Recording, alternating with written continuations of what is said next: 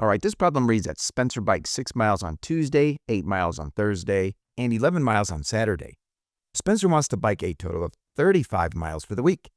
Let X represent the number of miles Spencer bikes on Sunday. Which equation does not represent this situation? All right, so we can see that Spencer wants to bike a total of 35 miles. And when we are setting up an equation, sometimes you're going to have a total that represents different parts being added together. So on Tuesday, we can see that he is biking 6 miles and also 8 on Thursday and 11 on Saturday.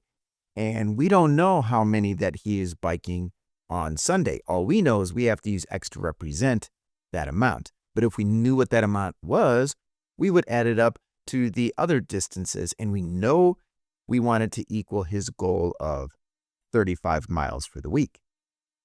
All right, now we can see that we have one choice that does represent this situation, which is right here. But we have to select what does not represent the situation. So 6 plus 8 is 14, plus 11 is 25. So we can simplify this part of our equation to 25 and write plus X is equal to 35. And we can see we have another choice that looks just like this, which is right here. All they did is switch around the X and the 25. But remember, the commutative property of addition says that you can switch around the two things that you are adding together, and you're going to get the same thing. So this is okay. All right, now let us take a look at what we would do next to solve. We would subtract 25 from both sides to isolate our variable.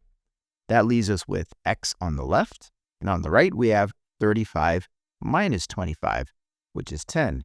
Now notice this choice right here says that X, which is by itself, is equal to 35 minus 25, which is what we did here. And we know that 35 minus 25 would be equal to 10.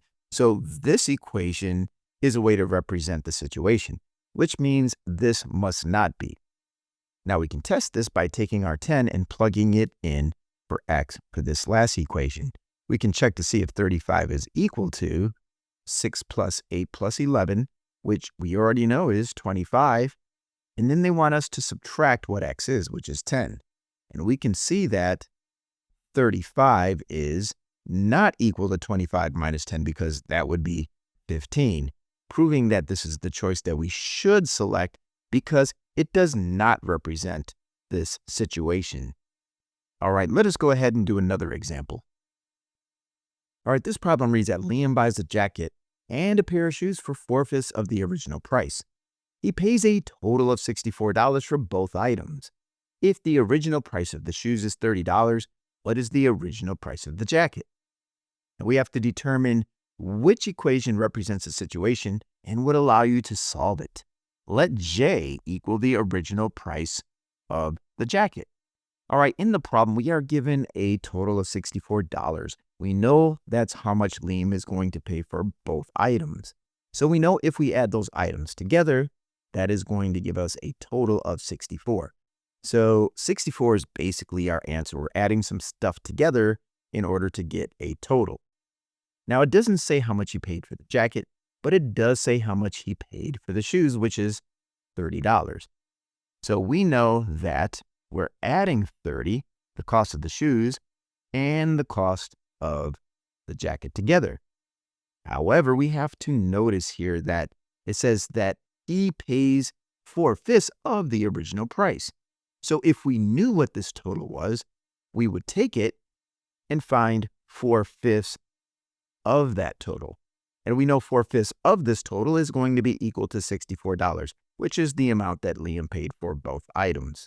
So the choice that represents this situation is this one right here. It definitely would not be this choice here because we have to add J and 30 together. And we take that sum and find 4/5 of this, which this does not describe. And here we're not adding 4/5 to the cost of the jacket and the cost of the shoes. We have to multiply 4/5 by the total of the jacket and the shoes in order to find part of that cost. And right here, we would not multiply the cost of the shoes and the cost of the jacket. We have to add those together. And 30J means to multiply. So this is the only logical choice. All right, let us go ahead and do one more example. This problem reads, 6 members of the Ramirez family go to a movie theater. Each person buys one movie ticket and a snack combo that costs $4.75. The total cost for the group is $93.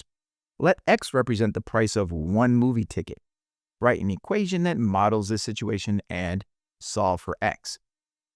All right, so we know that we have different parts of this situation that we're going to add together to equal the total.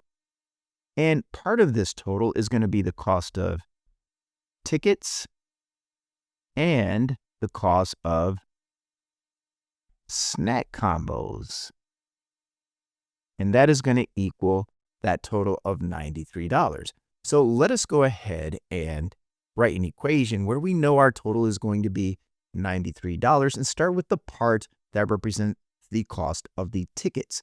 Now, it says that each person buys one movie ticket, and there are 6 members of the family. So if X is the cost of one ticket, we would multiply that by 6.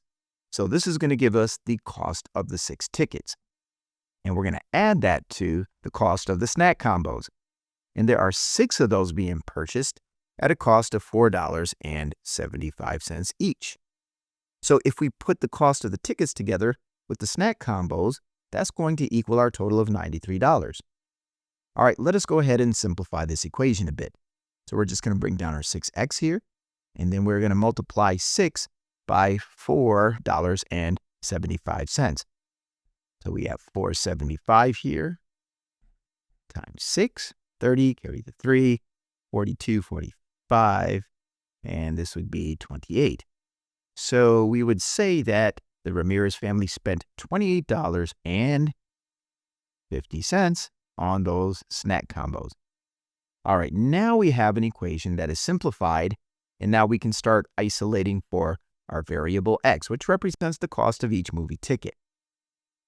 All right, so whenever you have one term that represents a product, meaning you have a coefficient of X, and you have a constant, we have to remove that constant first. We have to do the inverse of whatever that constant is doing. In this case, it is being added, and the inverse of that is to subtract $28.50. We have to balance our equation by taking $93 and subtracting $28.50 from it. All right, now I know that $28.50 is just $1.50 away from 30. And then if I go from 30 to 93, that would be 63 more dollars. So altogether, that would be $64.50. Now, by taking away the cost of the snack combos from the total of $93, that difference is going to tell us what is left to pay for just the movie tickets. And that is exactly what we have remaining on the left-hand side of our equation, is that 6x. So to find the cost of each ticket, we do the inverse of multiplying by 6, which is to divide by 6, and we have to balance our equation. So we're going to take $64.50 and divide that by 6 to find our answer. All right, so 6 goes into 6 once, of course, and it does not fit into 4, so we put a 0 here. 10 times 6 is 60. 64 minus 60 is 4. Bring down our 5. And 7 times 6 is 42, which leaves us with 3. We bring down our 0, and 6 can be divided into 30 exactly 5 times. So we have determined that the cost of each ticket is equal to $10.75.